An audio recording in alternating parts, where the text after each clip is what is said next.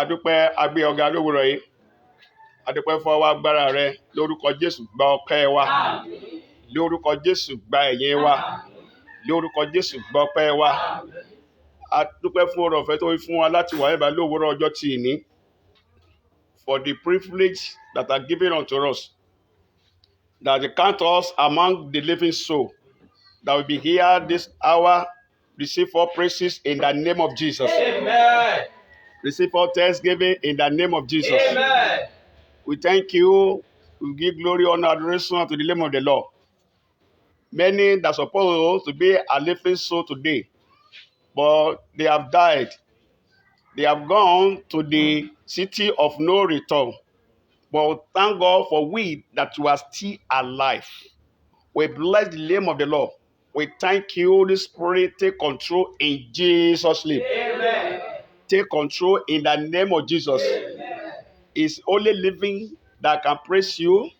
It's only living that can come to you. It's only living that can have prayer to pray.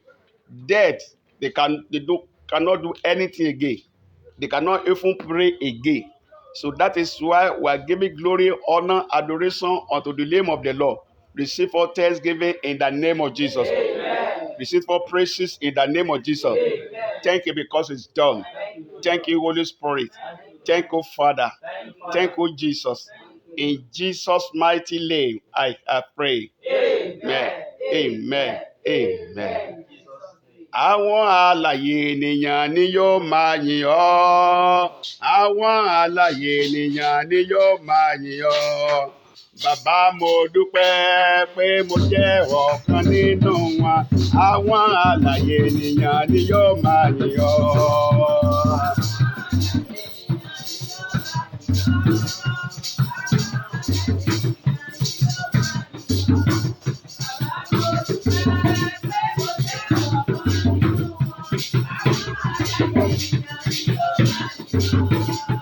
Àwọn alààyè ènìyàn ni yóò máa yìn ọ́. Àwọn alààyè ènìyàn ni yóò máa yìn ọ́. Àwọn alààyè ènìyàn ni yóò máa yìn ọ́. Àwọn alààyè ènìyàn ni yóò máa yìn ọ́. Bàbá mo dúpẹ́ pé mo jẹ́ ọ̀kan nínú wọn. Àwọn alààyè ènìyàn ni yóò máa yìn ọ́. Yá.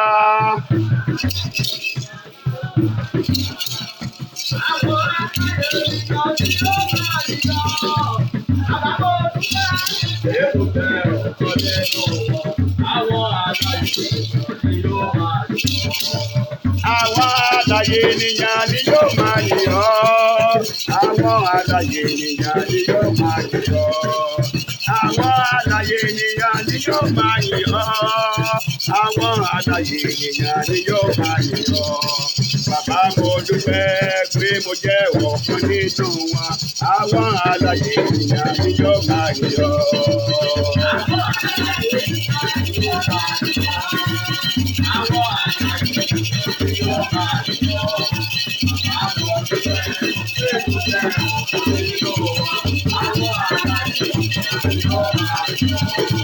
Thank you for keeping me. Thank you, my Lord. Thank you for keeping me. Thank you, my Lord.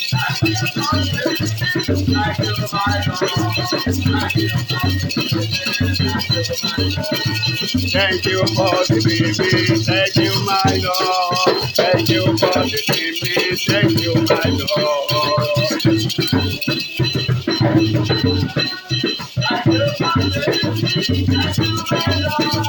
Thank you for keeping me. Thank you, my Lord. Thank you for keeping me. Thank you, my Lord.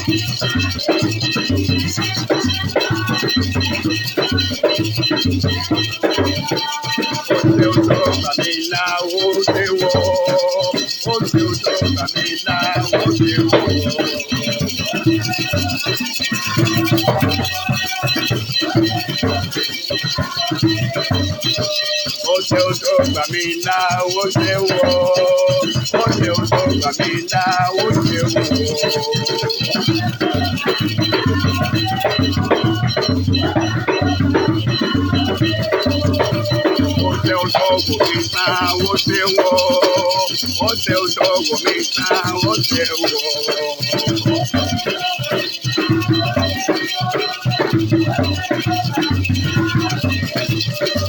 Ọ̀sẹ̀ ọ̀dọ́ wò mí tán ọ̀sẹ̀ wọ̀.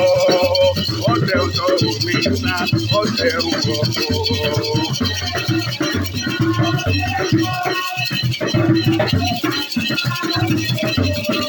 Thank you for giving me, thank you my Lord. Thank you for giving me, thank you my Lord. Thank you for giving me, thank you my Lord. Thank you for giving me, thank you my Lord. Thank you for giving me, thank you my Lord. Thank you for giving me, thank you my Lord. Thank you for giving me, thank you my Lord.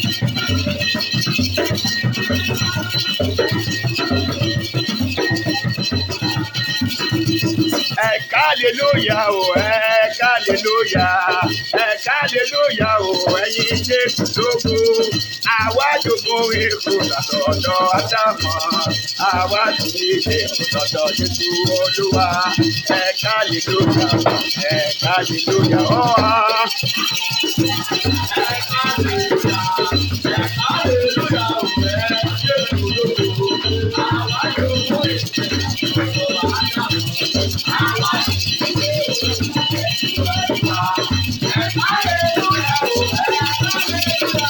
Hallelujah, oh, hallelujah, hallelujah, oh, ẹ̀yin Jésù lógo.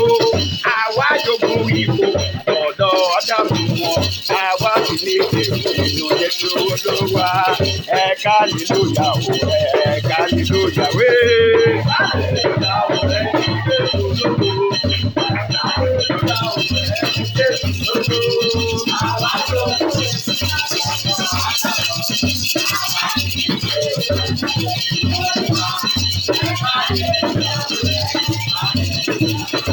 Hallelujah, oh, hallelujah, hallelujah, oh, ẹ̀yin Jésù lógo.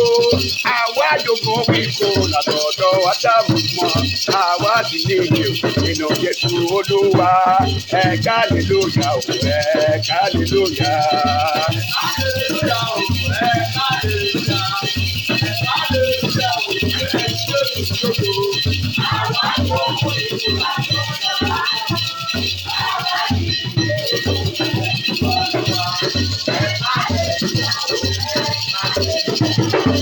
Mo fẹ́ kó yin Ọlọ́run alágbára.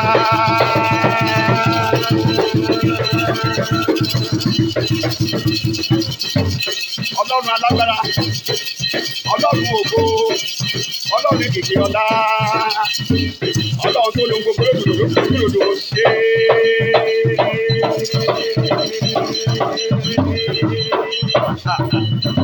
Hallelujah, oh, hallelujah, hallelujah, oh, ẹ̀yin Jésù lógo. Àwa jogún ikú lọ́dọ̀ Ádámù mọ́, àwa sì ní ìdè nínú Jésù Olúwa.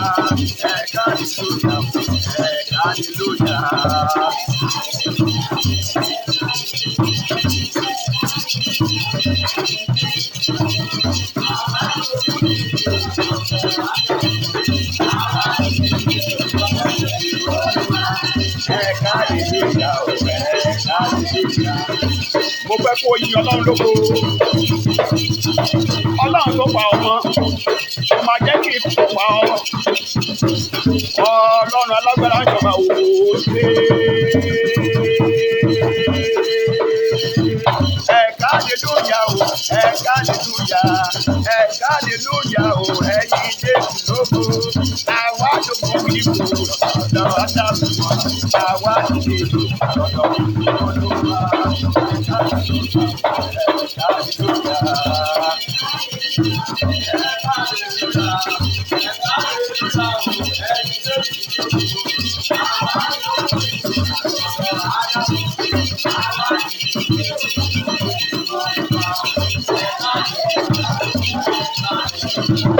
Ètò yẹ ti ayé ẹ̀rọ mi kò bá mi mọ́.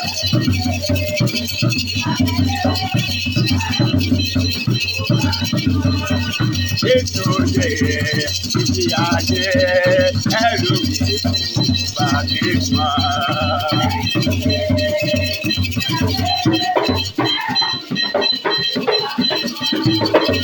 Ẹ jẹ́ ká dúpẹ́ lọ́rùn. Jésù yẹ títí ayé.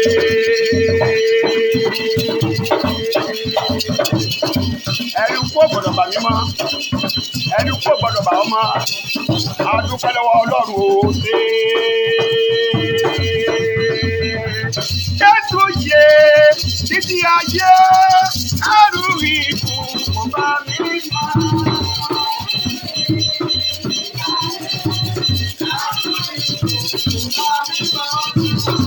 Dúpẹ́ lọ́wọ́ ìyá. Ikú olóòrè pa wá mọ́. A ò bọ́ lọ́wọ́ kidnapper. Wọn ò gbọ́ ọmọ wa. Wọn ò gbọ́kọ́ wa. Ẹ̀jẹ̀ orílẹ̀-èdè omu ẹ̀jẹ̀ wọn ọmọ wa ò ṣe. Gbogbo àwọn arìnrìnàjò à ń lọ láyọ̀, à ń bọ̀ láyọ̀. Ọ̀dọ́ fẹ́ kò tó kó. Dúpẹ́ lọ́wọ́ Ọlọ́run pé ikú ayé ò dẹ̀ pa ọ́ mọ́. Hallelujah o,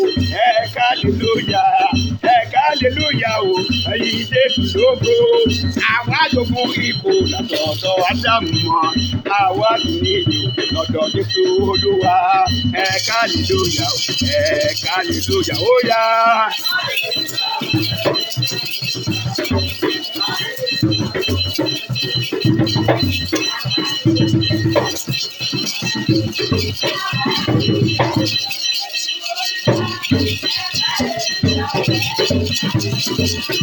Mo fẹ́ kó dúpẹ́ Ọlọ́run. Ọwọ́ ayé ò dẹ̀ tẹ̀ ọ́. Ayé ò mọ̀ bámọ́ lọ́wọ́ rẹ o. Ìjọ Ọlọ́run tẹ̀síwájú o. Mo kò rí ohun tó ṣe tọ́lọ́run nínú ayé wa. Aláboyún wẹ́rẹ́. Àgbọ̀ntàn wọn àtàkóso. Gbogbo àtúnrà tó dé bá láìsàn àfẹ́ ó ṣe.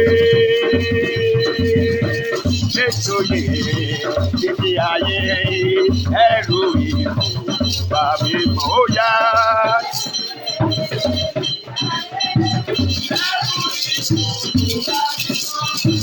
Ọlọ́run alágbára jójójójójó níwájú Olódùmarè láti yìn ọpẹ́.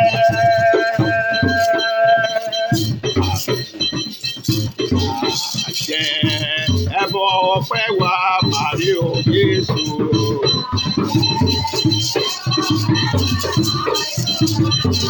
Láàjẹ́ o, ẹbọ ọpẹ́ wa màrí o Jésù.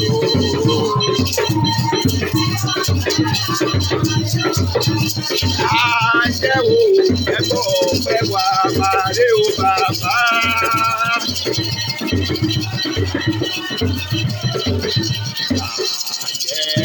Ẹbọ ọpẹ́ wa màrí o Bàbá. Ẹbọ ọpẹ́ wa màrí o Bàbá. Ọwọ́. Ẹbọ ọpẹ́ wa màrí o Bàbá. Ẹbọ ọpẹ́ wa màrí o Bàbá. Ẹbọ ọpẹ́ wa màrí o Bàbá. Ẹbọ ọpẹ́ wa màrí o Bàbá. Ẹbọ ọpẹ́ mi màrí o Bàbá. Ẹbọ ọpẹ́ mi màrí o Bàbá.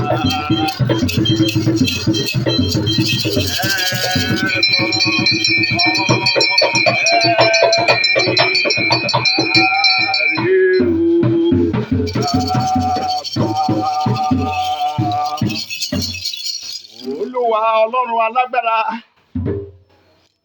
yàgbó yájú ọkùnrin ogun, ọba alágbára, ọba ẹni tó láyé, ọba tó ní ọ̀run, ọba tó pa ẹ̀mí wa mọ́.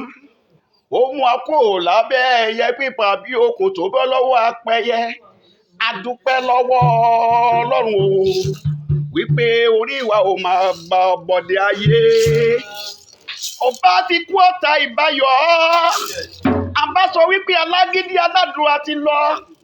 Adúpẹ́ lọ́wọ́ Ọlọ́run, títóbi ọlá, títóbi ògo, títóbi ìyìn lórúkọ rẹ̀ o.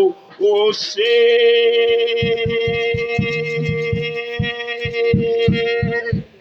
We just want to say, Bàbá o, ẹ ṣé.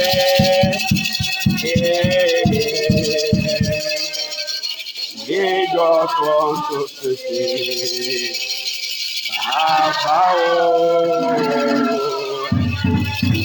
We just want to say.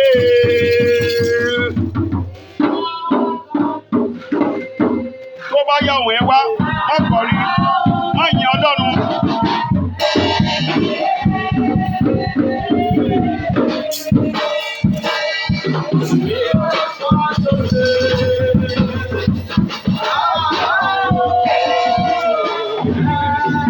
We just want to say, Bàbá o, ẹ ṣé. We just want to say, Bàbá o, ẹ ṣé o, ìwọ ń kọ́.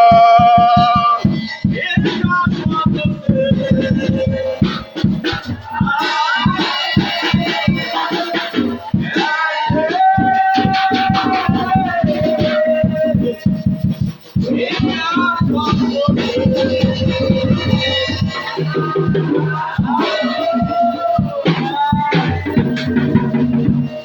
mo fẹ́ kó dúpẹ́ lọ́wọ́ Ọlọ́run ká tó máa tẹ̀síwájú nínú àdúrà wa o. Jẹ́ kí n sọ fún ọ, tí o bá kú, tí èmi bá kú, a ò jẹ́ kankan rárá. Ọ̀pọ̀ tó dára tó ń lówó, tó ń kàwé, tó ń ní gbogbo ipò ọlá, wọ́n jẹ́ multi-billionaire, wọ́n ti kú, wọ́n ti lọ. They are nowhere to be found. Ṣùgbọ́n ìyàwó lásán, irúgbẹ́ la lásán. Ọlọ́run wá gbogbo wá fọ́ọ̀bẹ̀ wò ó ṣe. We just want to say, Bàbá o.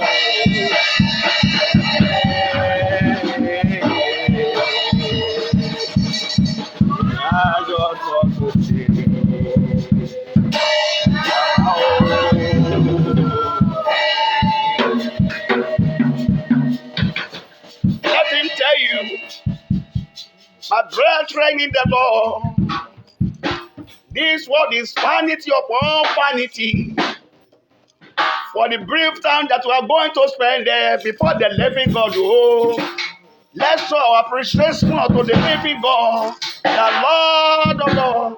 I am that I am, the Lord in glory. There's a King of glory. Oh, many blessed, oh, many science, oh, many all these and you call. We just want to say, about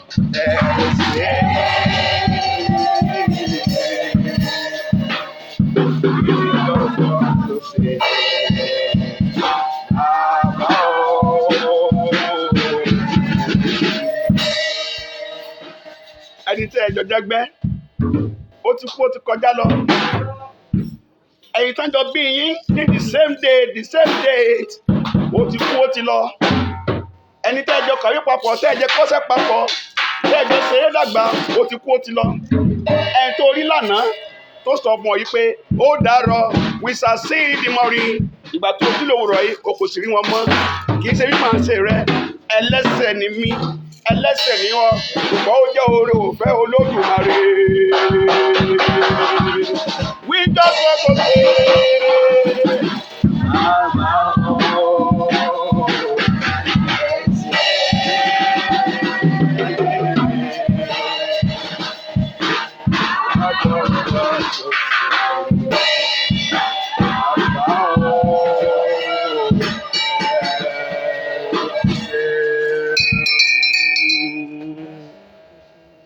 our Heavenly Father once again, that's how the Spirit of God wants us to do.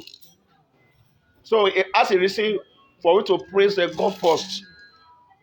We are praising before, but this God just want to praise God because of somebody, because of someone. We thank you, Holy Spirit. Receive all praises in the name of Jesus. We are worshiping you, thank you. Let our praises and what be acceptable before you in Jesus' name.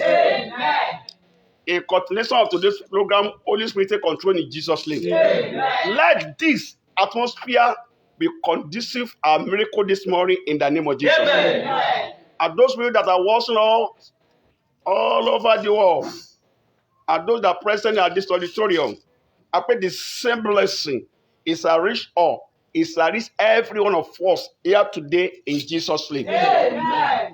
People have been sharing testimony. You'll be among the living soul that will see a testimony of today's program in the name of Jesus. Thank you because it's done. Thank you, Holy Spirit. Thank you, Father.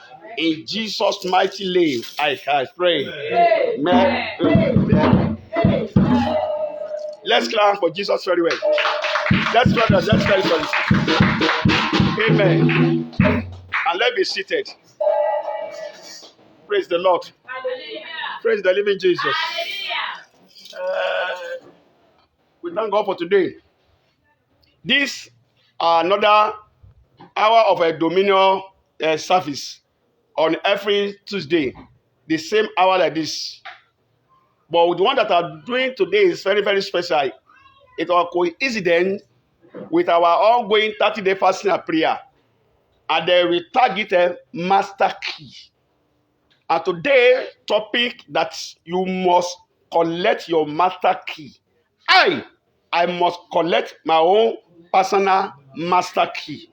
So those that are watching all those that will watch this program later on our YouTube, Instagram, or WhatsApp, on Facebook, I pray the same thing that you will receive today is to be permanent and to be spread all over in Jesus' name. Amen. So as you are watching the program, I want you to continue to be sharing it to your friends so that they will be the partakers of today's blessing. Because that master key is very, very necessary and it's a must for us to collect it. And then we shall collect it this morning in the name of Jesus Christ. Amen. Ẹ pàtẹ́wọ́ fún Jésù dáadáa. Gbogbo wa pátápátá àti wá sí àkókò wa tá a pèrè pé agbára láti gba kọ́kọ́rọ́ wa. Kọ́kọ́rọ́ la fẹ́ gbà. We have for many master keys. A ní kọ́kọ́rọ́ àṣeyọrí. Kọ́kọ́rọ́ oríṣiríṣi ló wà lọ́dọ̀ Ọlọ́run. Ṣùgbọ́n à ń pè gbẹ̀ ní master key là ń pè ní olú kọ́kọ́rọ́ àbẹ́ẹ̀kọ́ tàbí kọ́kọ́rọ́ ńlá. So it open every padlocks. Gbogbo àdúrà lówó rẹ̀ gbogbo bí kíbi tá ti ń gbó mi tá ti wó mi tàbá tí wọ́n sọ jẹ́ ká máa sí program ká máa pín káàkiri torí àwọn tí wọ́n máa kópa àti ìpín nínú rẹ̀. Mo gbàdúrà bó ṣe ń ṣe yẹn ó jẹ́rìí ńlá. Wọ́n ní ó jẹ́rìí ńlá. Ìwọ tó dẹ̀ wà lọ auditorium lọ́wọ́lọ́wọ́ ó jẹ́rìí ńlá. Lórúkọ á jẹ́rìí tó lágbára. In the name of Jesus. In the name of Jesus. So collecting the master key is very, very important and very, very essential. Anything that is eluding or keep on eluding your life, it seems that something already have went wrong. Something goes wrong. Hallelujah. So my method said, when you are in an exam, anything that you are getting wrong, you make it to fail the exam. Am I communicating? Yes. Anything that you are writing down, which is wrong, you make it to fail the exam. And then if you want to pass an exam, anything that you are getting right at the examination hall, you make it to pass the exam. Hallelujah. So that is basic. Basic. So when you are in the presence of God, and then you are about to collect the master key, when you key to what you are doing here, when you connect, and you have been connected to what you are doing here, it means that you have already keyed into it. And then you have already, God have already answered you speedily. And God will answer each and every of us this morning in the name of Jesus. Amen. Who is this master key? Is our Lord Jesus Christ. Hallelujah. Is the Lord Jesus Christ. You see, let's now open the Bible with me in the book of Matthew chapter 3. Matthew chapter 3, verses 16 and 17. Matthew chapter 3, verse 16 and 17. Either English or Yoruba. Just stand up. I need your voice. Yes? When Jesus Christ was baptized, yes? And then he went out, yes? From this water. Open. I saw the Spirit of the living God descending like a dove. And then he said, and the voice from heaven, this is my beloved son, servant. Yes. I wear peace. And in him that I wear peace. Hallelujah. Hallelujah. I pray. Every closed door against your glory, against your blessing, against your child, against your children, against your womb, today is going to be opened in the name of Jesus Christ. Amen. You see, when Jesus Christ still going about on this thing, but the heaven is already closed, it's already shut against him. But he yet to be started manifesting the glory, the purpose of God in someone's life. Tẹ́bárí tó fẹ́ ṣe nǹkan kan tó lè àṣeyọrí ọ̀run ò tí sí. Kò tí sí kọ́kọ́rọ́ kan tó sí kíni o tó sí. Hallelujah. So the glory descend upon you. Is in that there's a key that open that thing for you. Hallelujah. Ìbùkún ọ̀hún wá lásán. Àbẹ́ẹ̀kọ́. Ṣé ìbùkún tó máa wá? Ìkàkan náà kọ́ ló máa ṣàtọ̀nà ẹ̀ tó máa fi dọ́dọ̀ rẹ̀. Àbí ká dédé rí owó tó jábọ́ bím tó bẹ̀rẹ̀ sí iná. Àbí orí ọmọ tó ti jábọ́ lẹ́pọ̀ ọmọ mi lélẹ̀. Àbí Jésù nìkan la forí ẹ̀mí mọ́ bí. Kò dẹ̀ sí ẹnikẹ́ni láyé tó máa bímọ lórí ilẹ̀ àlàyé tó ní ìdàpọ̀ ọkùnrin àti obìnrin ò ní lè lóyún he. Ìrẹsà down. So tí kankan bá ṣẹlẹ̀ tí ò tí àṣìbẹ̀ dàṣẹ èèyàn yìí lọ́ọ̀sì kọ́kọ́rọ́ yẹn ni. Mo gbàdúrà. Every lost key in your life today is regained in Jesus' name. Amen. And God will open that heaven for you. As He opened it for Jesus Christ, He's going to open for you in the name of Jesus. Amen. Because you are the beloved son of Jesus. You are the beloved daughter of Jesus Christ. You are the children of God. Nothing, no demon, no devil that can shut any door against us. Any closed door that already shut against you this morning, it shall be released in Jesus' name. It shall be opened in the name of Jesus. It shall be opened in the name of Jesus. If you believe, hallelujah. Amen. Yeah. You see now, this is it. Let me practicalize for you. What is this? Is it possible for me to open this padlock? No. Tí máa fi kú láyé mi lè dá sí. Àfi tí bá yin bọ́ǹbù. Bá sọ sínú náà gan kò ní sí. Sẹ́ni bẹ́ẹ̀ kò ní sí àbí. Sọ wájú báyìí. Mò ń wówó, mò ń wọ́mọ, mò ń wá ilé, mo fẹ́ lè lóyìnbó, àti kọ́kọ́rọ́ padlock mọ́ mi. So sí báyìí. How do you expect that thing to come? Kò lè wá. Ṣùgbọ́n I'm telling you, to every padlock, there must be a key. To every padlock, there must be a key. If you are a minister of God, while you are watching me right now, and my ministry are yet to be boom, and I pray for the people, I did see, it means that the key to your success or to that blessing is yet to be opened. Ọjà mi kò yá, kò múfù, kò sí kíní kan. Àti ìsílẹ̀kùn ìṣerere ọjà yẹn ni. Someone can invest 1 million naira on goods in the market. Abeko? Yes. Within the next 3 months, it will come down. 1 million ni okorima. And someone can invest with just ordinary 10,000 naira. So much ọ̀run kọ́kọ́rọ́ yẹn bá ṣí. Tí kọ́kọ́rọ́ tó bá ṣí. Kí ló máa ṣe lórí 10,000 naira? You keep on increasing. Someone will come. Mama, what kind of market that you are selling? Are the goods or you are selling or this thing? I'm selling coconut. I'm selling pure water. I'm selling all this. I want to come and be supplying our companies. I don't have money. How much? Take. This is 1 million naira. For the next year, be supplying us our company. Hallelujah. Say to say come on and let's pure water. Say come Babylon. It because the key to your success has already opened. Look at me now. Hallelujah. As we open today in Jesus' name. Amen. It's open today in the name of Jesus. Amen. This is a spear key now. And this is a padlock. Hallelujah. And if I insert it now.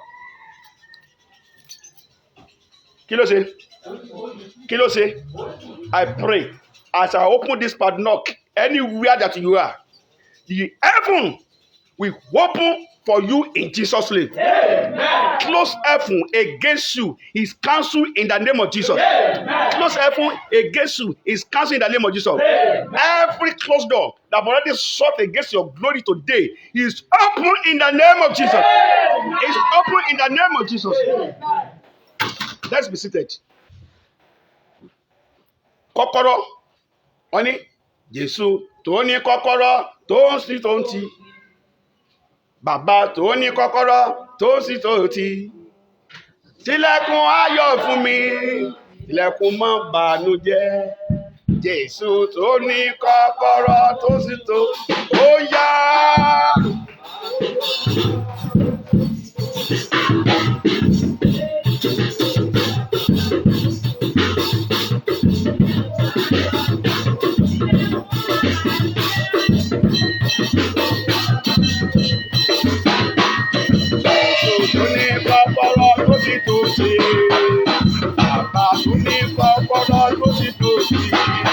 Ilẹ̀kùn ayọ̀ fún mi, ilẹ̀kùn má bànújẹ́.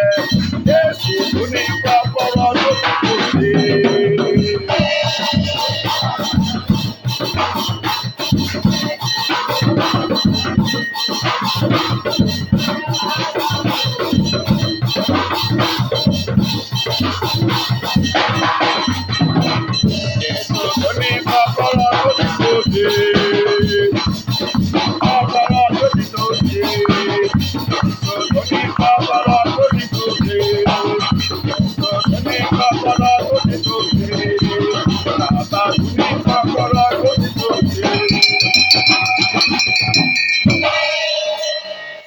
Amen. Amen.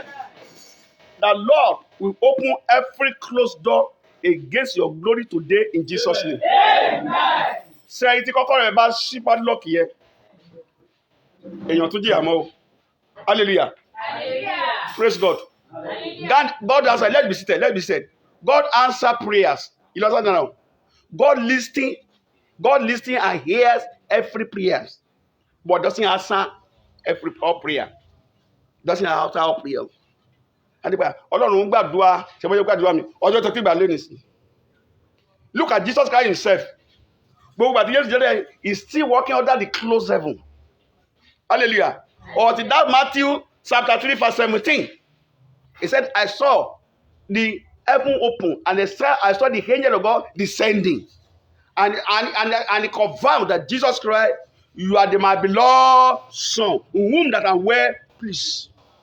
Hallelujah. It seems that someone might be walking all around with a closed heaven. Amen. Amen. With a closed heaven. Look at Daniel. How many days that Daniel used to pray? How many days? Answer me, 21 days. And it is the time that say in Jesus God answer me. And God have already answered me. But the principality, the partial, is shut gate, is shut door, is shut heaven against him. Hallelujah. I hate that song. Ọ̀tá ò lè pa kádàrá dà, ó lè fọwọ́ aago sẹ́yìn ni. Ẹni ọ̀nà jẹ́ bẹ́ẹ̀. Hallelujah. Ọ̀tá ò lè pa kádàrá dà, ó lè fọwọ́ aago sẹ́yìn ni. And this we are to 11 now. Is it to 11? After 11. How many minutes after 11 now? 15 minutes past. Hallelujah. 15 minutes past. The devil came. We have 15 minutes. Over and he changed everything. Okay. Look at it now. This to 9. Over for Kokora Agwe, over the see to 9 o'clock. Let me tell you, if care is not taken, a very times or years that have been wasted, if it's not by the grace of God, for someone to recover it, ó da yé àtúnwá. Amen. Second of all, agbára Ọlọ́run ló jẹ́ kéèyàn kó recover ẹ̀. Ìyá ṣe pé kìnnì kan, ọwọ́ gbé bàtẹ́yìn dání. Ṣé tí ọ̀tá bá fọwọ́ gbé agbo sẹ́yìn, ó tẹ́gbẹ́. Ẹgbẹ́ ẹ̀ ń ṣe kan rere, ẹgbẹ́ ìlọ lóyìnbó, ó ṣe everything, ẹgbẹ́ ẹ̀ ti marry, ẹgbẹ́ ẹ̀ ti bímọ, ẹgbẹ́ ẹ̀ ti dúkìá, ọ̀tá fọwọ́ agbo ẹ̀ sẹ́yìn. Ọ̀sẹ̀ sọ̀rọ̀ àti ìkìlẹ̀ in later days. O ti fẹ́ kú tán. And so at this age of 70 years. Nǹkan tó fẹ́ ti sọ́fẹ́ ó fẹ́ bá ẹni tó tàbí ẹlòmíì ti gbádùn láti age of 30 years. Ọ̀sẹ̀ wàhálà sí ìbò age of 70 years. Wọ́n sọ pé olùfọ̀ àwọn àgbò sẹ́yìn ni. Fàṣíwájú ni. Hallelujah. Ìgbà la múra o. I pray that Lord will present you a befitting glory in Jesus' name. Amen. That Lord will give you a befitting glory in the name of Jesus Christ. Bàbá 100 years. Ara ọmọ jíìpù fún. So bá gbà mú ni. Sọ́fìtì ayé bàbá ọdẹ́dẹ́ àbálòfẹ́ gan ọmọ jíìpù kí wọ́n ṣe ọmọ agbésẹ̀ abẹ́kọ̀ọ́ someone will carry the leg tó bá yá wọn ṣe pé ẹ̀yin ọmọdé yìí màá ṣépè fún yín ẹ fi mí sílẹ̀ jẹ́ kí n máa wọ káà kékeré. Hallelujah. Ṣé bàbá ọdẹ́dẹ́ ológun tó bí this story ni ọdẹ́ years of age àṣà àkọ́ tó bí this story fún ọ inú ẹ̀ wá ń dùn wẹ́rẹ́ ní sọ́lúwa wo nìyẹn wọ́n tẹ́ tó kú kí ọdẹ́ years of age. Àmọ́ ọmọdé pọ́n ti fún tó ti àṣìbù something 30 years tó ti gbọ́ sí à tó ti gbọ́ ẹ̀ tó ti sí kan bàbá kan tó bá gbé ẹ sórí lift bàbá yóò mọ̀ sí báyìí nínú lift ni yóò mọ̀ gbọ̀n ní pìpìpì torí pé kò sí agbára ẹ̀ mọ́. I pray that Lord will give you a specific key to open your padlock in the name of Jesus. Amen. Your padlocks have been opened this morning in the name of Jesus. Amen. And then my padlocks have been opened this morning in the name of Jesus. Amen. Anywhere that I was in, your padlock must open this morning in the name of Jesus. Amen. And you must collect your spare key in the name of Jesus. Amen. It's compulsory and it's necessary in the name of Jesus Christ. Anyway, yes, let's be seated. Anyway, yes, Edo to law. Lórí àpáta wọ́n nípa ó dàbí kenó tàǹpádù lórí omi sẹ́mọ̀ pa ẹ̀ ẹja ńkọ́ sẹ́mọ̀ pa ẹ̀ òfurufú ńkọ́ ẹni tàrà ẹja wákọ̀ wà ó ti rí sófù òfurufú ṣé èèyàn rí ó rí nǹkan tí pé ọ̀tá fọwọ́ aago sẹ́yìn rẹ̀ gbogbo aago tó ta fásẹ̀ nínú ayé ẹ̀ lórúkọ Jésù today you will pursue. Amen. You will take over. Amen. In the name of Jesus. Amen. And then you become the best assistant in the name of Jesus. Amen. You become the best assistant in the name of Jesus. Amen. You become the best assistant in the name of Jesus. Mo fẹ́ kó ọmọdé lówùúrọ̀ yìí. Sáré bẹ́ẹ̀ gbígba kọ́kọ́rọ́ wa gbígba kọ́kọ́rọ́ àṣeyọrí kọ́kọ́rọ́ oríire kọ́kọ́rọ́ ìbùkún kọ́kọ́rọ́ ìgbéga. Hallelujah. The Lord will give it to you in the name of Jesus. Amen. I'm telling you that number. Hallelujah. Èso fọwọ́ aago mi sẹ́yìn ó fọwọ́ aago mi sẹ́yìn dáadáa bẹ́ẹ̀ ni but it's the God that make me to recover ẹ̀mí tán wò lẹ́yìn ìlànà báyìí ó dẹni iwájú wọ́n bẹ́ẹ̀ tí gbogbo ọ̀pọ̀ yẹn sá tẹ̀lé both home and abroad lórí bẹ́ẹ̀ ọlá kíni yẹn ọlá tani ọlá Jésù he just give him that master key àtẹ́sẹ́rí kò sí ogun tó jàyàn ogun ìdílé ló ń jàyàn tẹ́wọ́ bá ti wọnú ayé yọ parí. Lórí bẹ́ẹ̀ mo tọ́ ọjọ́ báyọ̀ tó ọjà gbàdúrà àwọn kan lè gbàdúrà jù wá lọ they don't assist anything àwọn kan ti pé mo lè gbàdúrà jù wọ́n lọ tẹ́ pé they have seen many things better than me sẹ́ni bẹ́ẹ̀ ṣùgbọ́n Ọlọ́run ti ṣàánú yóò sílẹ̀ kàdún fún olúwo rẹ̀ mo Jésù máa sílẹ̀ kàdún fún olúwo rẹ̀. So I want you to know how to pray very well. I was in a trance for some years back.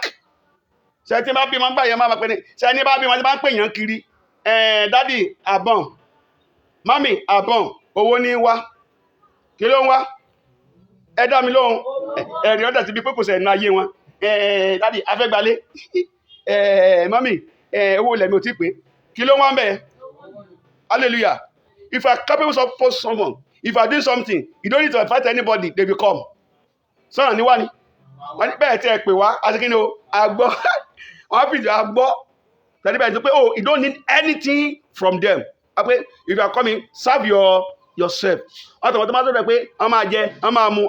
Okay, olówó tó ní láàrín díẹ̀. So olówó pẹ̀rí. Ta ló máa polówó? Tálákà ni. Ó máa pọ̀ lójoojúmọ́ máa skip ẹ. Wọ́n máa code ẹ máa decode ẹ lórí phone lórí CC. You will not be able to get access to them. tẹ́lẹ̀ wọ́n pè wọ́n kiri àti pé àtẹ̀ pé kò tiẹ̀ dáhùn kò sì kíní kan bó bínú jù bẹ́ẹ̀ lọ olówó lolówó oúnjẹ lórúkọ Jésù Ọlọ́run sórí ẹ̀ lólówó Ọlọ́run sórí ẹ̀ lórí àpèsìn Ọlọ́run sórí ẹ̀ lórí àpèsìn in the name of Jesus in the name of Jesus in the name of Jesus amen. Ọjọ́ tí Ọlọ́run fún mi ní pétù lórí àwọn kan náà ni ẹ àpáta kan wà nílùú wa mo ti sọ̀rọ̀ yìí rí ó tóbi mo kàn lọ gbẹ́ mo kàn dé bá àpáta yẹ áńgẹ́lì tó mú dání ó kàn gbá àpáta yẹn ní gbà tó yọ wáyé mo kàn ní all the way nínú àpáta yẹn abẹ́ ìsìn sáré lọ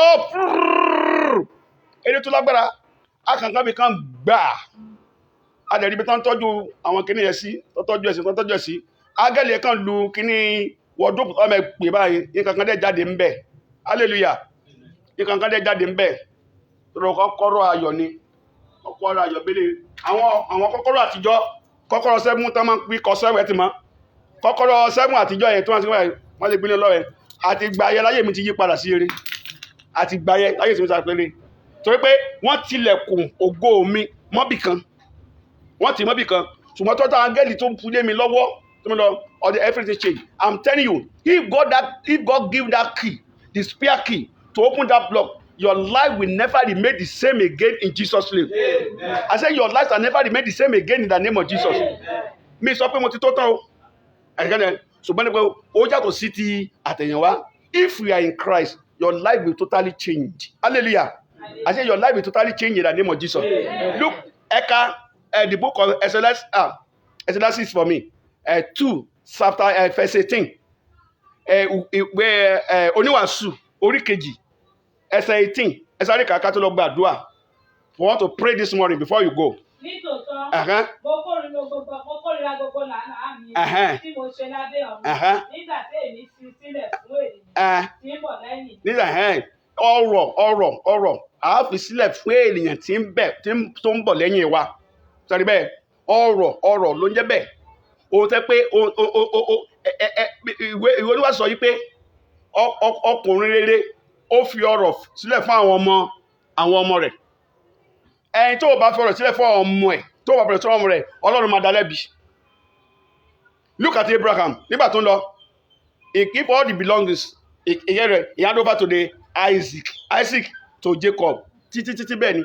So báwo ni wọ́n ṣe máa wá sí ayé tó ní fi kankan sílẹ̀ fún ọmọ ẹ̀? Báwo ni mo ṣe máa wá sí ayé tèmi fi kankan sílẹ̀ fún ọmọ ẹ̀? Bàbá ẹ̀ ìyá ẹ̀ ṣe mọ́ kọ́lé sọ́ọ̀n kọ́lé ni ìwọ náà kí ló tó fi kọ́lé? Why you not build your house now? Your baba, your mama, they build house. Why can't you build your own now? Ṣé bó ṣe dẹ̀ bá dalé lélẹ̀ báyìí? Ṣé tó bá kú tán ṣe tó fi kankan sílẹ̀ fún ọmọ ẹ̀? Bàbá fi ilé sílẹ̀ fún ọ tó ń gbé ádà ìlú òkè ádà Lagos ọ̀tẹ̀tẹ̀ ilé ni ilé ń jẹ́ kánsà fi ilé sílẹ̀ fún ọ. Ọ̀dà ìlú òkè wo ló kọ́ sí ilé òkè sí? Ṣé kìí ṣe ilé àtijọ́ lórí ìlú faith ṣe ilé nìyẹn? Why can't you build your own? Say it's a must. You need a key. You need a key to padlock. Ele tataka krito. Hallelujah. It's not how long. It's how well. We have somebody that have 40 years of age. Would make everything. But the legacy that we leave behind, our footprint. Hallelujah. Look at Jesus Christ. Live 3.5 years. Look at the legacy that left behind. Láti ìgbà yẹn. Sorúkọ Jésù parẹ́ ni. Sorúkọ Jésù ayọ̀bá ìdílé babalẹ́ parẹ́ ni. Ìwọ náà nǹkan tó bá kú sí ìjọsìn tí a rẹ̀. Sorúkọ ẹ̀ máa parẹ́. What do you leave behind? What do you leave behind for children to be achieved? While many of them have their minimum errors.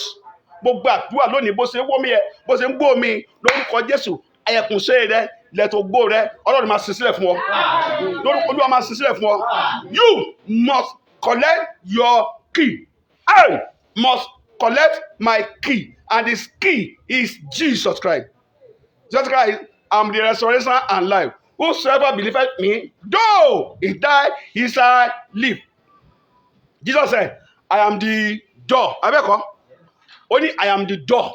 Ẹnu ọ̀nà ni mí. Tẹ̀lé bẹ́ẹ̀, ẹnu ọ̀nà ni. Because of time, àfàlọ́mà wo. Ṣùgbọ́n ẹnikẹ́ni tó bá ojú wíńdò wọlé, kí ni?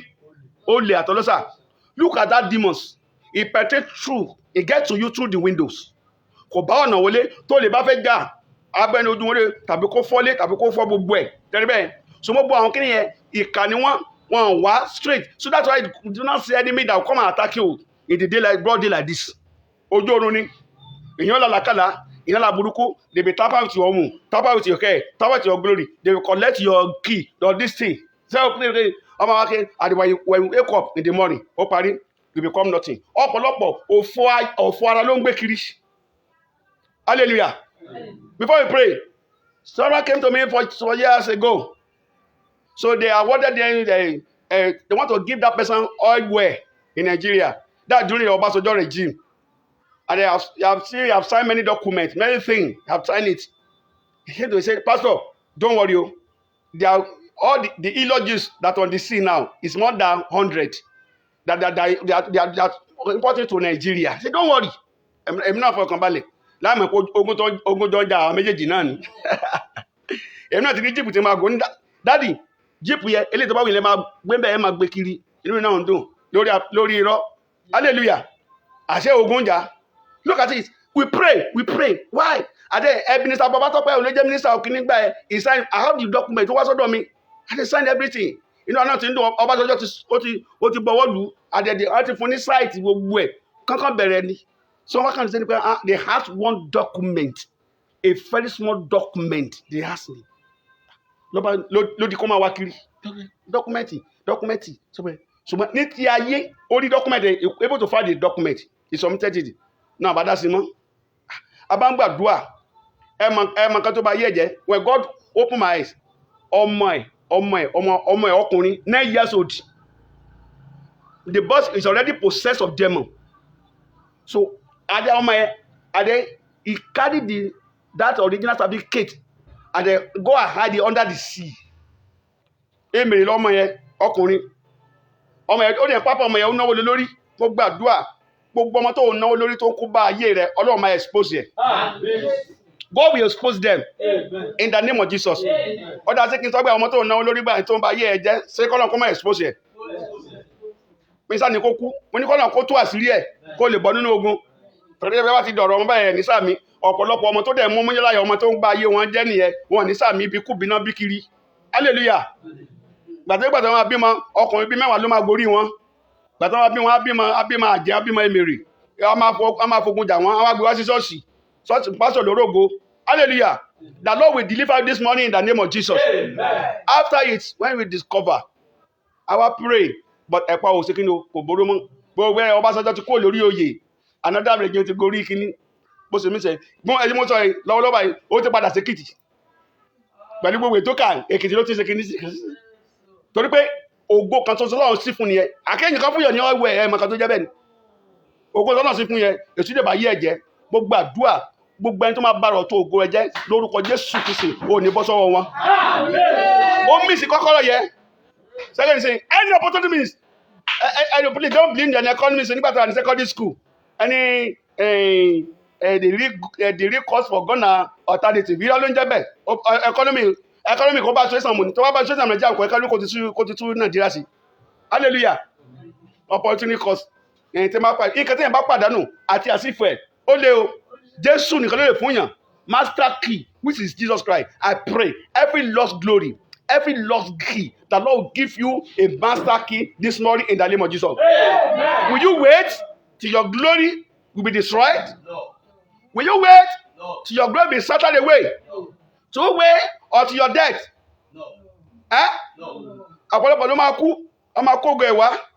Also, put in the position of army. Di ọ̀gá. Sọ̀rọ̀ bẹ́ẹ̀ ó kú. Ibi tó ti ṣe òkú ẹ̀. You know, as a ministry this thing, they will come with this thing with that thing. Number one, number is decorate òkú. Ó ti kú o. Ẹni tó ṣẹ̀tọ́ di ọ̀gá nínú army, ọ̀gá gidi tó máa gbowó. Ó kú àwọn decorate ẹ̀, wọ́n ṣe báyìí. Wà so nítumọ̀ sẹ́ni ẹ̀ dìde. Ṣé ìtẹ́ ìyẹn bá ti kú? Kò sógo mọ́. Ògo ìbáyọ̀ ní sàárè. Kí náà sẹ́yìn ẹjẹ́ ká gbàdúrà. When you die, that is it. That is the end. Nothing will happen. You understand now? So don't die. Pray for the way. For God to give your glory. For God to go nobody, no matter how costly the casket are you, casket is casket. Abeko. Abara, kásẹ̀tì 200 billion fún ọ ilẹ̀ ló máa padà jẹ́ àwọn kan ló máa wúlò òdù tó máa lọ ta pósí yẹ sẹ́kẹ́rì ṣe máa ti lẹ́kọ́ létí pósí yẹ lómi àfi pósí mi àfi ya plane àfi ya ọkọ̀ ojú ọmọ ìṣèkìnnì mass rubbish àtẹ̀yìn tó fi igi sọmí tó fi kàn tó pósí náà wọn ibi kan tó kọ́ lọ́jọ́ máa jọ lọ ni why are we deceiving ourselves? Why are we wasting money? May God bless you in the just name. And God will open our memory. Amen. Because of purpose come down, let's pray very well. Aládùúà lọ̀gá wòlíì. Ọ̀nà ayé ló sọ pé kò lè dá fún ọmọ àbí. Wòlíì sọ pé ọ̀rọ̀ kò lè já sí rere. Wọ́n ní kíyèsí. Sọ́dọ̀ ló sọ bẹ́ẹ̀ ni. Amen. You can use the word of God to kill it, even to capture God. Rather than ọ̀rọ̀ Ọlọ́run. Bíbélì sọ pé ó gbé ọ̀rọ̀ rẹ̀ ṣégin o gájú orúkọ rẹ̀ gájú ara ẹ̀ lọ. Orúkọ Jésù yóò ṣiṣẹ́ láyé. Yóò máa ṣiṣẹ́ láyé. Ṣùgbọ́n tó bá lọ tó bá kú bá orúkọ Jésù kò lè ṣiṣẹ́. Ayé ìlú orúkọ Jésù jẹ́ ipò máa ti ṣiṣẹ́ fún ọ. Pé in Jesus name ó gbé èṣù sá. In the name of I need this one. If you give it to you. Hallelujah. But tó wá dé ọ̀run. Àwọn adẹ́rẹ́ sọ́nà àpáàdé wá sọ pé in Jesus name let me back. Let me go to heaven. Láyé nígbà tó ti kú tán. Orúkọ Jésù máa pèsè kó pé. Kò síbi tó rọrùn ń sìn orúkọ Jésù là máa fi gbára wa là. Ọlọ́run yóò sì gbà wá là. In the name of Jesus. Ayé kan ṣoṣo ló wá. Kò pé méjì. Life no get duplicate. It's once. He come. Yes, come. He come. Only once. This one that come, don't misuse it. Don't misuse. Don't allow devil láti bà ayé ẹ jẹ́. Ó ní ọ̀rẹ́ sáré wá gba Jésù. Má jẹ́ kí Sátánì sọ ọ́ dọmọ rẹ̀ o. Bàbá sáré wá gba Jésù. Má jẹ́ kí Sátánì sọ ọ́ dọmọ ọ̀dọ̀ o. Hallelujah. I pray that Lord will give you the power to collect your master key this morning in the name of Jesus. Serve that on our feet. That's about your feet. Thank God. Ẹgbẹ́ àdúrà. Àgbàkúdàdúrà. Ẹgbẹ́ bí pẹ̀ nígbà mímọ́. If you pray very well, you should know something will happen in your life. Thank God. Lord, today, I need my master key. Your master key that opens every padlock. I need it. It's not an ordinary key, but a master key. Lord, I need it. Olu kokoro ńlá. I need it in my life. Holy Spirit, give it to me. Hand over to me. Oh, yes, order. I need it that key. I need that master key. I need it in the name of Jesus. I need it. Pray very well.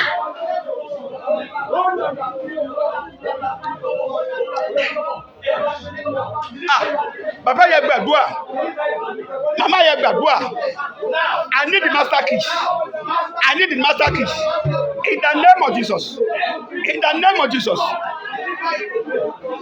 In the name of Jesus. In the name of Jesus. In the name of Jesus. I need the master key. To open, to close, to open, to close, to open, to close, to open, to close. In the name of Jesus.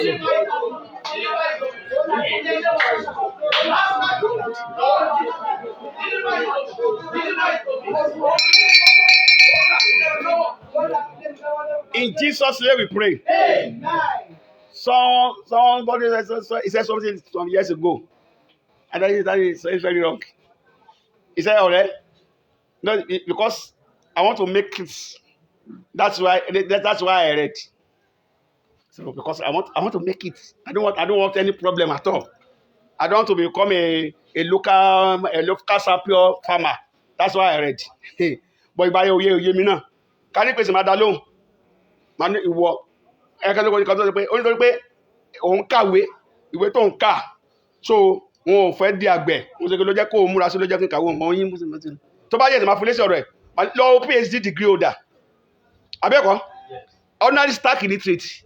Ó ṣe kí ni ó govern ẹni kan la wà lọ́wọ́lọ́wọ́ báyìí. Gbogbo ètò kà ń kọ́. Wàá tó wà lábẹ́ ẹni tó kà kankan. Tó tẹ̀ gbóyìnbó. Amen. Tó bá yá atukọ̀ wọn láti ìlú òyìnbó atukọ̀ wọn dé bí báyìí. Ṣé náà gbọ́ ọmọ wọn gbọ́ English. Hallelujah. When I want to start a manager, abalọ́bá nǹkan ṣiṣẹ́ ní company ní Kẹjà. Lẹ́pẹ̀ pé òyìnbó là ń sọ náà gbọ́. Wọ́n ní kó sọ búlọ́ọ̀kù mọ́lẹ̀ kó sọ gbogbo ẹ̀ pé ìlú wọn pé kì í wo lábá interpret ti la mọ nǹkan tá a bọ̀ lọ́wọ́ àṣìṣe. wọ́n dẹ̀ ń kó òyìnbó dáhùn tí àṣẹ kò gbọ́ òyìnbó ọ̀gá dẹ̀ ni wọ́n bá ní mọ́tò ńlá látà ń lò wọ́n kó wọn wá láti wọn tí wọ́n kàkàkà wọ́n kó wọn wá láti ìlú òyìnbó wọ́n tó ṣe nání ká tó gẹ̀ẹ́tà ọ̀nà wọn fẹ́ lọ́jọ́ yìí mi gbọ́ kan tí ń wí ó kàn sọ sanis sí mi gbọ́ àṣẹ kan tó sọ pé búlọ́ọ̀kù yẹ pé kí n sọ mọ́lẹ̀ ká sọ mọ́lẹ̀ àwọn tó kó búlọ́ọ̀kù wà ń gbà yẹ pé ká sọ mọ́lẹ̀ tó bá ti fọ́ wọn nídìí ẹ̀ tó bá ti fọ́ tìlú wọn nìyẹn múdà láwọn sọ bí gbogbo láti gbogbo mẹ́ni àwọn aláàmọ́ láyé tí wọ́n pàdé kò ìfàdé wọ́n sọ pé nìkan ló sọ ìntàpírìtì ẹ̀ búlọ́ọ̀kù Nàìjíríà kò sí kíni o kò sí sọmọ́lẹ̀ hallelujah hallelujah amen ẹ̀ níjẹ́ kárí kọ́ńtàtì gbà lọ́wọ́ ti sọmọ́lẹ̀ àwọn kò sí sọmọ́lẹ̀ ó wà okay the block is okay hallelujah wọ́n sọ fún ẹnjìníà rẹ̀ kéde gbà yẹn torí ẹnjìníà kan ní wọ́n bá ti kí níbẹ̀ tó fi mí ṣe kí ní báyìí what am I telling you ìsàdé pé wọ́n gbọ́ pẹ̀lú gbogbo ìta kàńkọ́ ìwé tó ka ò ní sẹ́rú lágbára Ọlọ́run ìwé tí mo kà mí ní sẹ́rú lágbára Ọlọ́run iṣẹ́ yẹn tí mo gbà lórúkọ Jésù mi ní sẹ́rú in the name of Jesus so master key ó wà lọ́wọ́ àwọn kan so kò ní ṣe pẹ̀lú ìwé o kò ní ṣe pẹ̀lú ọjọ́ orí kò ní ṣe pẹ̀lú position but it's good for everyone to be enlightened ká mọ̀ bí ká mọ̀ gbogbo ẹ̀ síra wọn. So Nigeria of nowadays, I pray it shall be better in Jesus' name. I say be better for you in the name of Jesus. Ẹ gbàdúrà dáadáa. It's not the anointing. It's not anointing ni. Adé ni wọ́n tó ní anointing. Káwọn ti báyìí, àwọn náà bá wí, wọn bá pásọ̀ wí, àwọn bá pásọ̀ wí. Pásọ̀ ní gbogbo anointing ní ayé yìí kò breakthrough. Ṣé kò tán? Ẹ̀dẹ̀ lómi kò ní kankan dé pé in the name of Jesus. Ó parí. Àwọn ìyàdé máa wọ́ abẹ́kọ̀ọ́ ó rí ìkàmọ́lẹ̀ ni àánú lórí gbà lórúkọ Jésù ó rí àánú gbà nínú iṣẹ́ ìrìnsẹ́ mi máa rí àánú gbà sọfà ẹ̀ nínú òwò rẹ̀ ó rí àánú gbà lórúkọ ó rí àánú gbà lọ́fíìsì ẹ̀ ó rí àánú gbà in the name of Jesus ẹ sọ fọlọ Olúwa I need this master key give it to me as a minister of God give it to me as a businessman give it to me as a business tycoon give it to me as a housewife give it to me as a father give it to me as a student oh yes oh God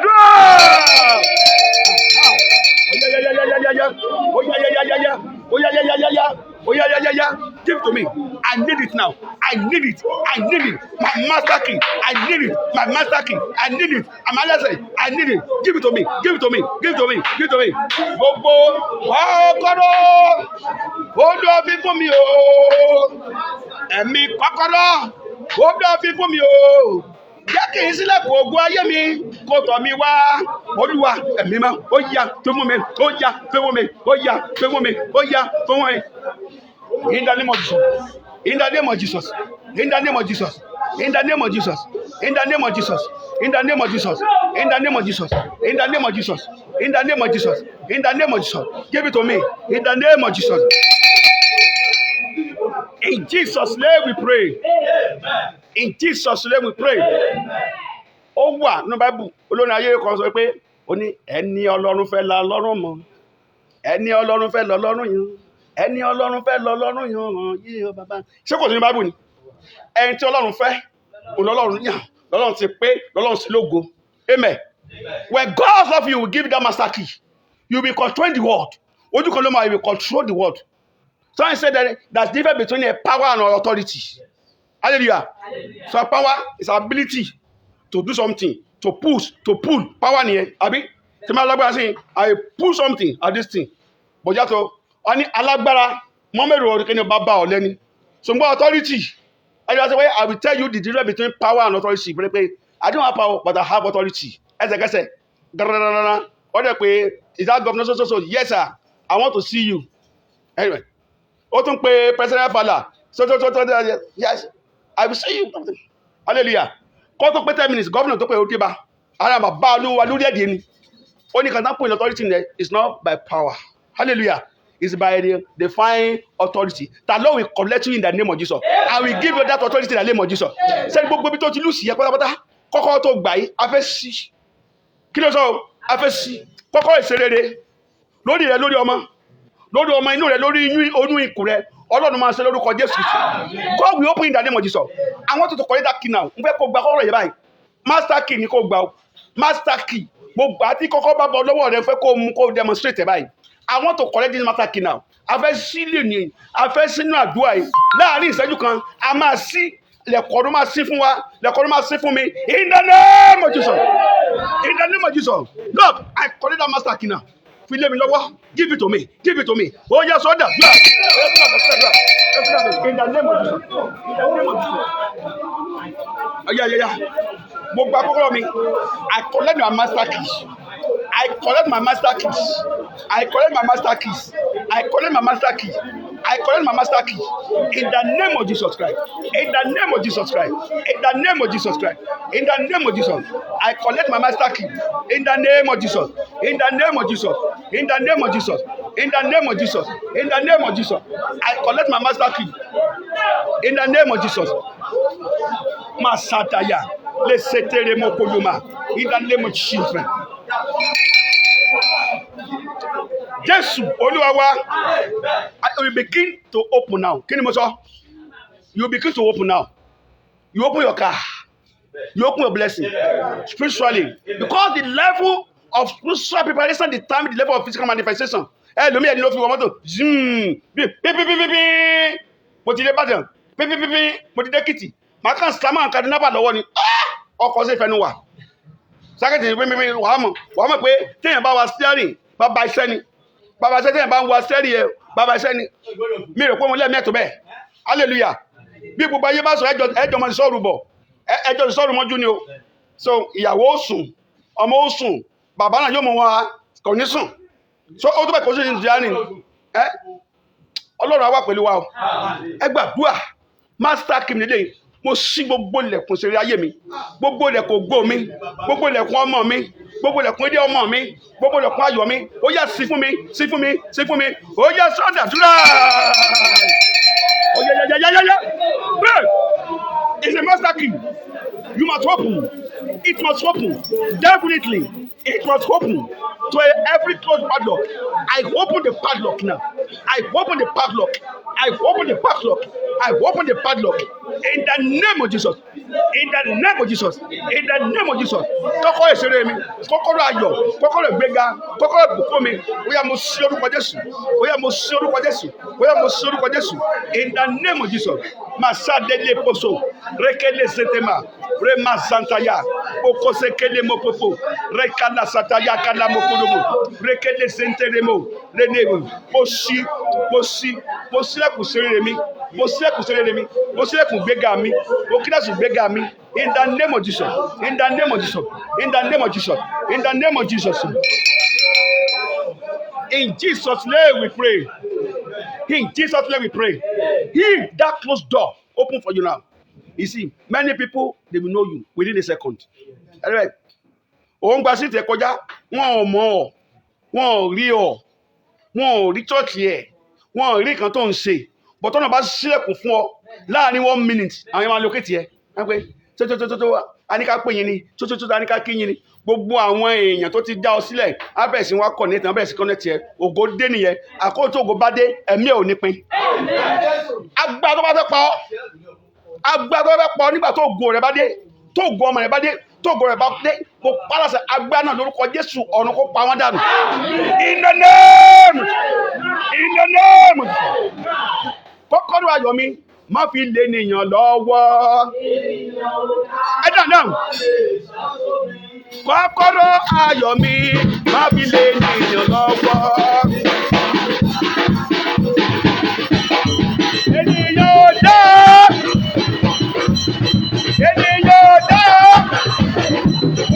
Kọ́kọ́rọ́ ayọ̀ mi má fi lé nìyàn lọ́wọ́. Ènìyàn ò dá wọ́n lè lọ́wọ́ mi. Ènìyàn ò dá wọ́n lè lọ́wọ́ mi.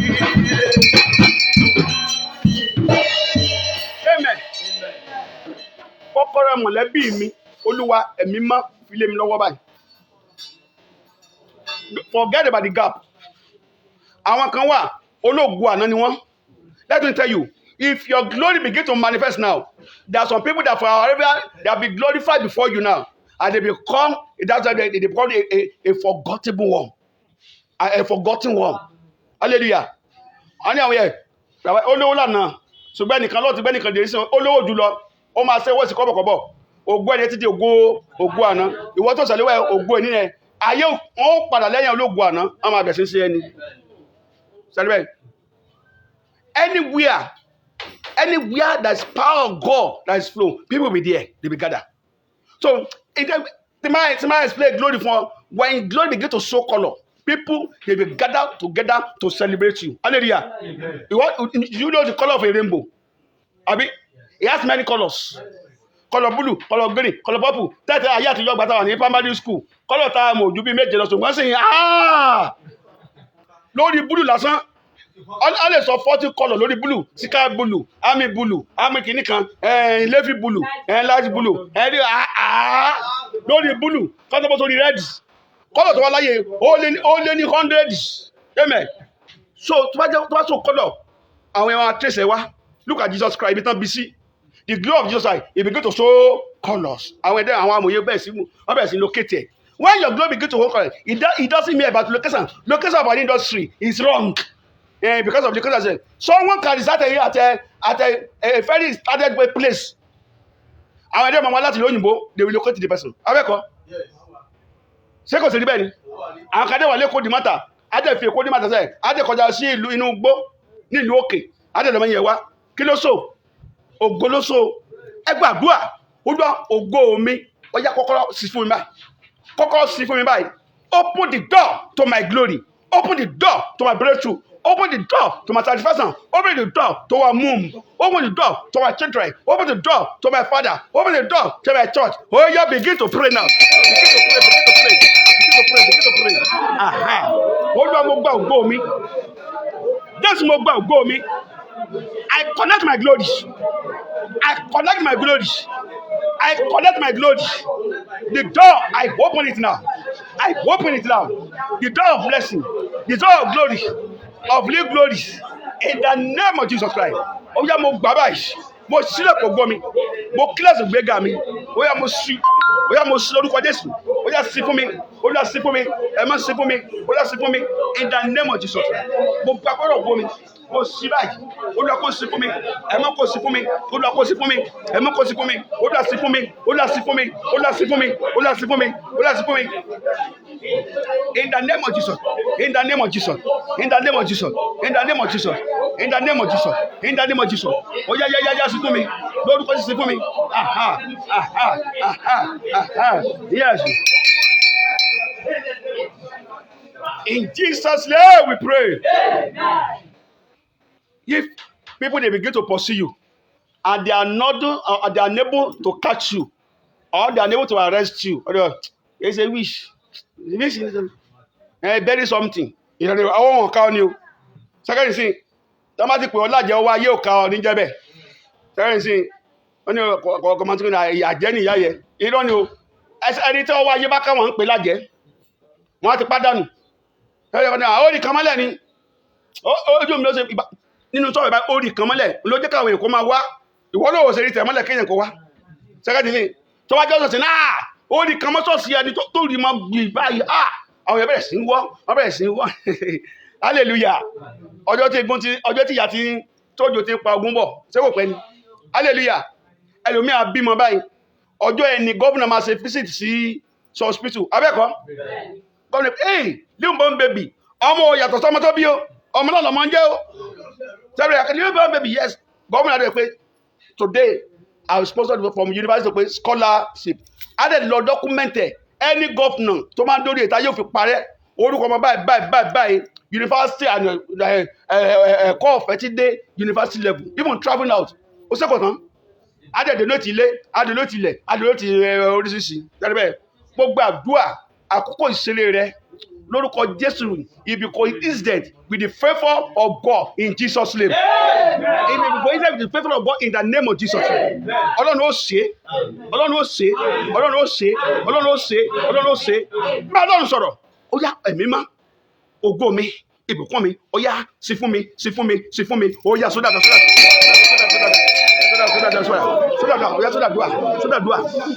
mo báyìí. Healing tó wá jẹ́ ìsàn ní tiẹ̀ ó lọ I receive healing the key to my healing I receive it now. The key to my healing, I receive it now. And I open it now. For my business, I open it now. In the name of Jesus. In the name of Jesus. In the name of Jesus.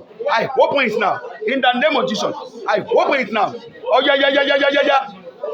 Mama, I see. Mo say wo ya see. O ya see lórúkọ Jésù. O ya see in the name of Jesus. O ya see. O ya see lórúkọ Jésù. In the name of Jesus. In the name of Jesus. In the name of Jesus. In the name of Jesus. In the name of Jesus. Masanda yakele mosoto. Rekele zente yemo proma. Le zente remasa. Rekele mosoto noa. Rena santa yamakule mokopo. Le zente remo. O ya se la si. Àkọ́kọ́ ìṣeré mi. Kọ́kọ́ ìṣeré mi. O ya si fún mi.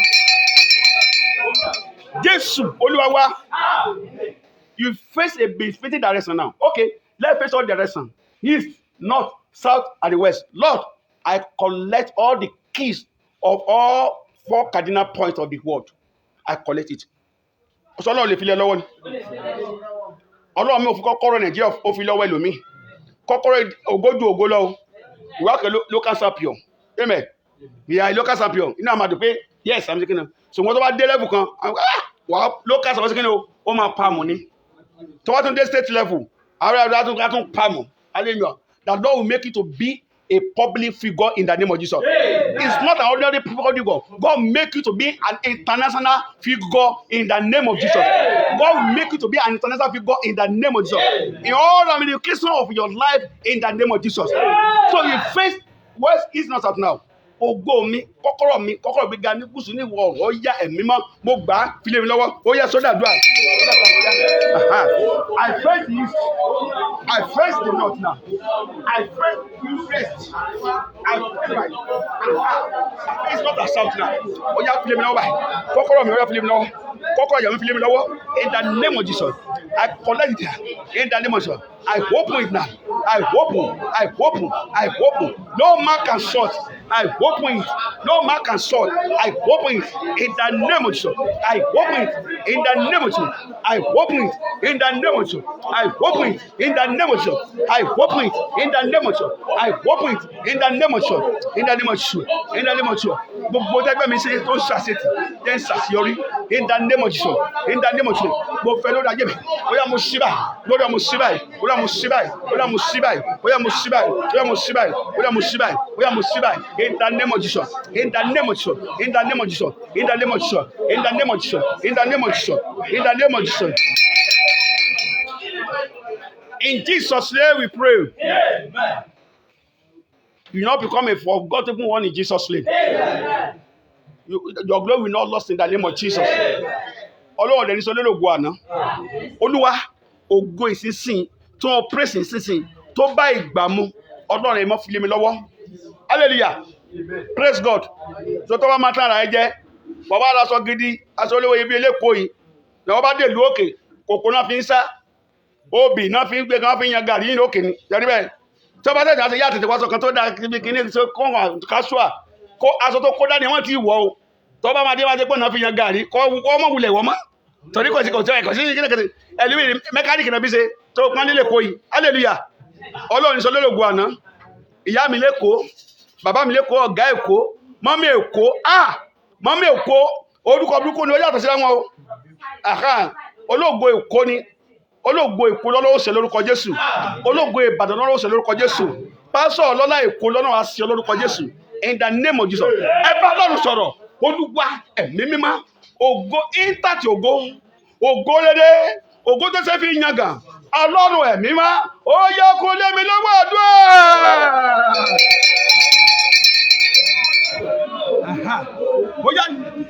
Oya, a befitting glory, a befitting honor. I need it now. I need it now. I need it now. I need it now. I need it now. In the name of Jesus. In the name of Jesus. In the name of Jesus.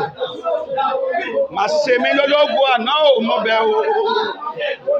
Màmá já mi bá wọn kọ̀tọ̀ pé mo ti ṣògbórí o.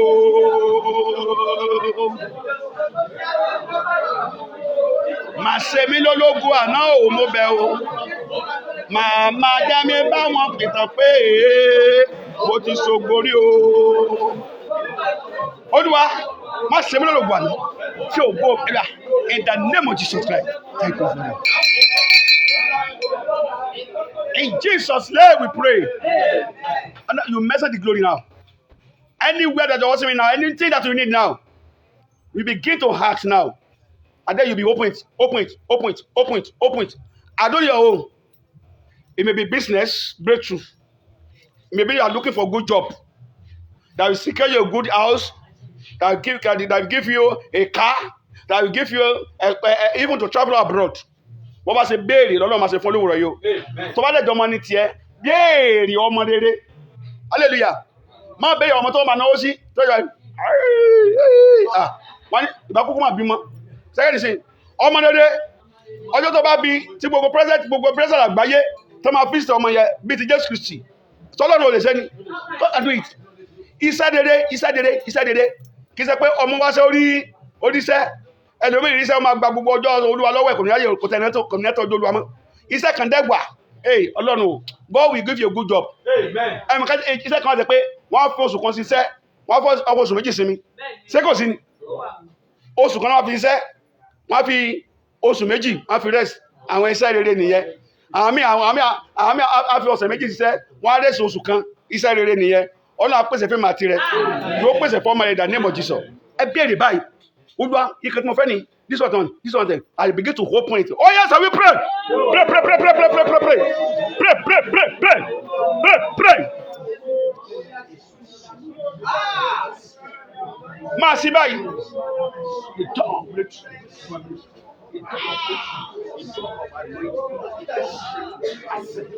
I open it.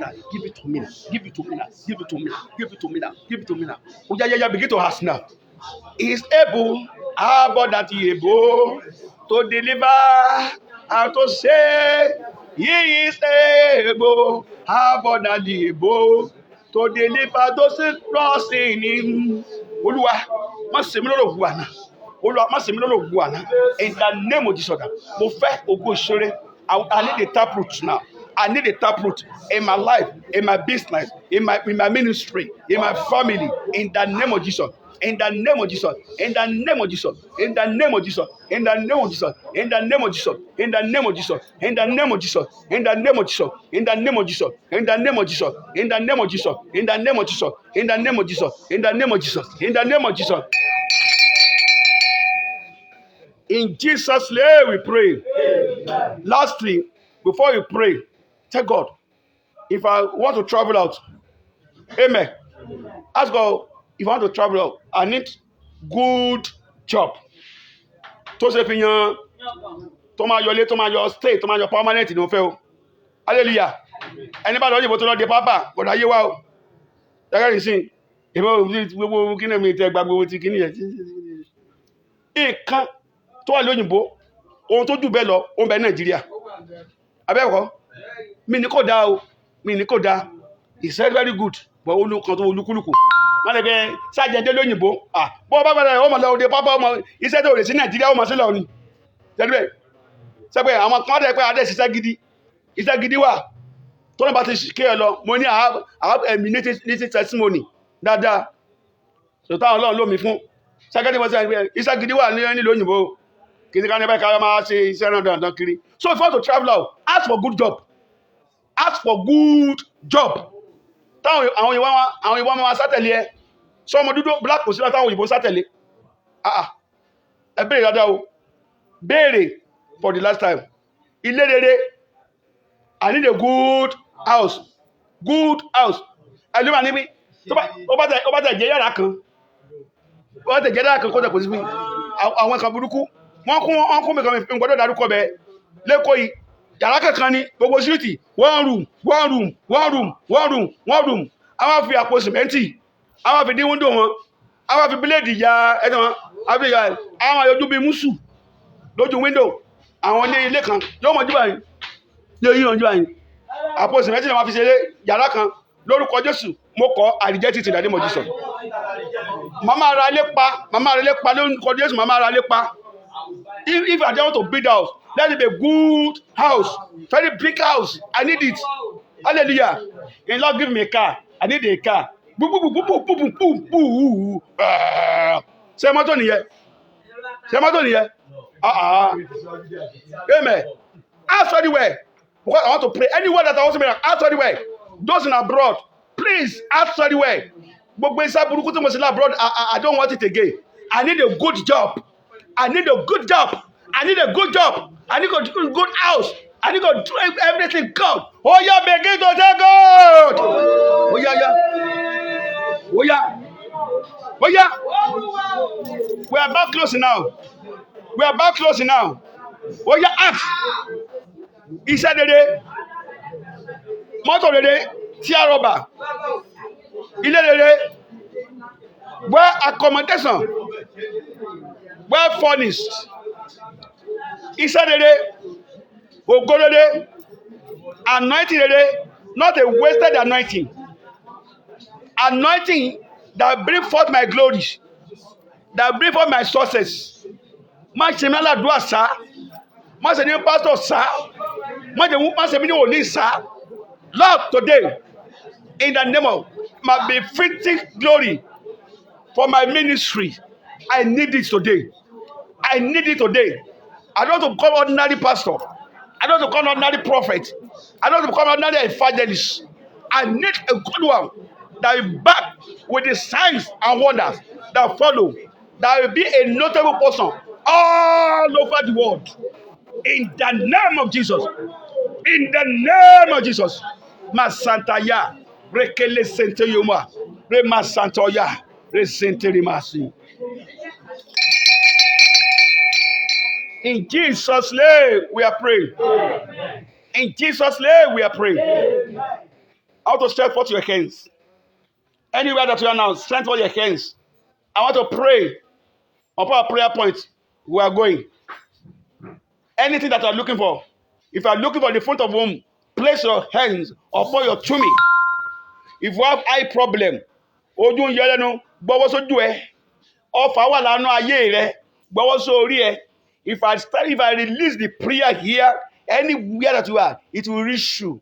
And that arrow, it will remove. I will get out of your life because I have the man that have my master key, which is Jesus. And Jesus Christ is with me now. And so only continue to be with me all the days of my life. And in the name of Jesus. Oh yeah, so we pray now. Father, in the name of Jesus. Amen. Father, in the name of Jesus. Amen. Father, in the name of Jesus. Amen. I thank you for this day. Collecting our master key. That is a must for me to collect this. It's a must for you to collect this. It's a must for all of us to use our master key to open every closed padlock. And because to every closed padlock, there must be a key that open it. Today, I need the power. I need the option. I need the anointing. Every closed door that devil already shut against you today, I command it now. Open in the name of Jesus. Amen. Open in the name of Jesus. Amen. Open in the name of Jesus. Amen. Open in the name of Jesus. Amen. Open in the name of Jesus. Amen. Every closed womb, I command. Bible say, Ephrata, be interpreted, be open. Every closed door against your womb, are you the master key now? I open it in the name of Jesus. Amen. I open it in the name of Jesus. Amen. I open it in the name of Jesus. Amen. Anything that mock you to become a stable wall, that just become a rose on the street, no work, no good job, nothing. You are begged to live. Today, I open the door of your blessing, the door of your work, the door of your breakthrough. Amen. In the name of Jesus. Amen. In the name of Jesus. Amen. In the name of Jesus. Amen. Anywhere that you are focusing, that you are expecting something, the Lord will do it for you this morning in the name of Jesus. Amen. You will collect it this morning in the name of Jesus. Amen. You will collect this morning in the name of Jesus. Amen. You will collect this morning in the name of Jesus. Ẹ̀mí àìsàn, gbogbo ẹ̀mí àìsàn, agbára tó tiẹ̀ ẹlòmíì tó bá ti gbowó oṣù àìsàn ni, olórí ọmọ àìsàn, ọkọ àìsàn, tó bá ti náwó oṣù tán ó parí. Àwọn agbára ènìyàn wọ́n yẹn bá yẹn ṣiṣẹ́, wọ́n ẹ̀ bá yàn jí wọ́n bá yàn ṣe oríṣiríṣi ṣùgbọ́n tó bá ti gbogbo àwọn adé gbogbo ẹgbẹ́ tó máa ń gbé sọ́dọ̀ tó bá ti lówó lọ́wọ́ tó bá ti bọ kọ́ńtà tó máa mú àìsàn wá mo pa á láṣẹ lónìí agbára ó lọ kó dójú tì agbára ó yá mo tilẹ̀kùn mọ́ báyìí wọ́n lọ́nà fún mi kọ́kọ́rọ́ àti sí àti tì agbára ló kọjú kó lọ kó tilẹ̀kùn mọ́ ẹ̀mí àìsàn nínú ayé mi àti rẹ ó lọ kó tilẹ̀kùn mọ́ ẹ̀mí àìsàn nínú ayé mi àti rẹ ó lọ kó tilẹ̀kùn mọ́ ìwọ tó ń gbọ́ mi àti ìwọ tó máa wo prógámù níta ẹ̀mí àìsàn nínú ayé rẹ ó lọ kó tilẹ̀kùn mọ́ ó lọ kó tilẹ̀kùn mọ́ ó lọ kó tilẹ̀kùn mọ́ in the name of Jesus in the name of Jesus in the name of Jesus omi ara rẹ ẹ̀jẹ̀ ara rẹ táyé fi dì ọ́ ó yá gba ìtúsílẹ̀ ó yá gba ìtúsílẹ̀ ó yá gba ìtúsílẹ̀ ó yá gba ìtúsílẹ̀ in the name of Jesus wọ́n ní ṣòwòṣòwò ń bẹ lóòrùn náwó lọ́wọ́ bẹ ní bòjì ẹ̀mẹ̀ ẹ̀rọ àwọn ọ̀gá iléeṣẹ́ gbogbo wọn rí sí wọ́n máa gbádùn ẹlòmíì àgọ́ mẹ́wàá kò tí ní dọ́fíìsì ẹlòmíì òdìdí ọjọ́ kan lè máa wà ṣùgbọ́n ẹ̀yìn tẹ́ iṣẹ́ fún ẹwà nínú oòrùn gbogbo àdúrà lónìí ẹ̀mí agbára Olódùmarè tó máa jẹ́ kó máa ṣèrò tó sọ ọ́ di ẹrú lórílẹ̀‐èdè yìí tó sọ ẹ́ di ẹrú nílùú òyìnbó tó sọ ẹ́ di ẹrú níbikíbi lónìí ó yá gba ìtúsílẹ̀ lórúkọ ó yá gba ìtúsílẹ̀ nípa master key ó yá gba ìtúsílẹ̀ nípa master key ó yá gba ìtúsílẹ̀ in the name of Jesus in the name of Jesus in the name of Jesus in the name of Jesus anywhere that you go today, the Lord will open door for you in Jesus' name. Amen. I declare open heaven for you in Jesus' name. Amen. Open heaven for you in the name of Jesus. Amen. Open heaven for you in the name of Jesus. Amen. Open heaven in the name of Jesus. Amen. When you go to the market, that's a open doors. Amen. When you go to the farm, there's a open door. Amen. When you travel abroad, that's an open door. Amen.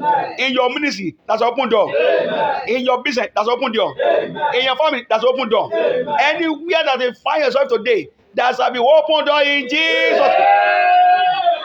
Those that watch this program later, there's a open door for you in the name of Jesus. Those that are free right now, there's an open door for you in the name of Jesus. That present in this auditorium, there's an open door in the name of Jesus. So shall be the name of the Father, of the Son, and the Holy Spirit. In Jesus' mighty name, I have prayed. Amen. Amen. Amen. Kọ́kọ́rọ́ ayọ̀ mi máa fi lé ènìyàn lọ́wọ́. Kọ́kọ́rọ́ ayọ̀ mi máa fi lé ènìyàn lọ́wọ́.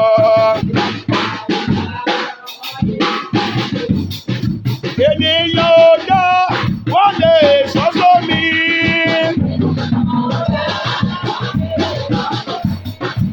Ènìyàn ò dá wọ́n lè sọ́sọ́ mi. Kọ́kọ́rọ́ ayọ̀ mi máa fi lé ènìyàn lọ́wọ́. Let's be seated. So we thank God for today. We still have a program in the evening. So on our 30 days of fasting and prayer. So tag master key. Collecting a master key, and the key that I've collected today is to be permanent in your life in Jesus' name. Amen. So in the evening, so 5 to 7, but it's not going to be an online program. And I pray those that receive the same program at the same hour, at the next week, we shall meet. So anywhere that is in this program, I want you to continue to be sharing it to your friends, to your fans, to your Facebook pages. They are even for YouTube. As I do so, the Lord will continue to bless you abundantly in the name of Jesus. Amen. And your lives will never remain the same again in Jesus' name.